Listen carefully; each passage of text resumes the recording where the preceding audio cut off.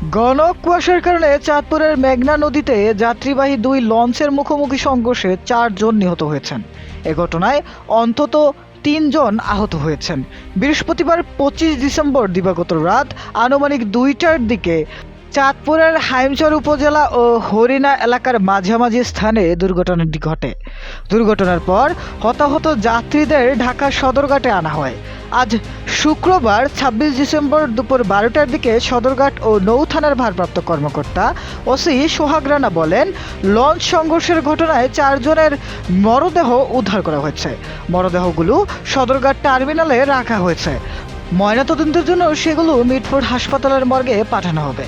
এর আগে বেলা 11:15টার দিকে ওসি সোহাগ রানা 7 জন নিহত হওয়ার তথ্য দিলেও পরে যাচাই বাছাই শেষে নিহতদের সংখ্যা 4 জন বলে নিশ্চিত করা হয়।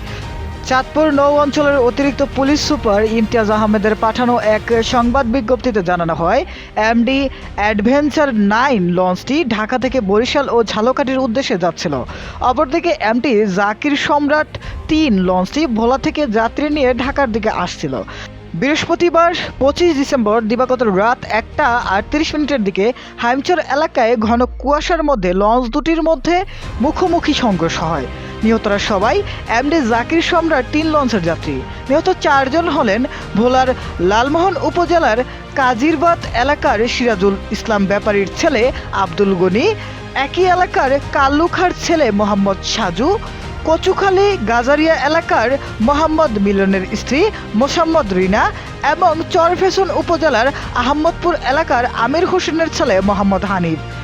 আহত 3 জন হলেন লালমোহন উপজেলার মতলব ব্যাপারীর ছেলে মোহাম্মদ শাহাদাত, আব্দুল আজিজের ছেলে মোহাম্মদ মিনা এবং চরফেশন উপজেলার মোহাম্মদ হানিফের স্ত্রী মোসাম্মদ রাহিমা।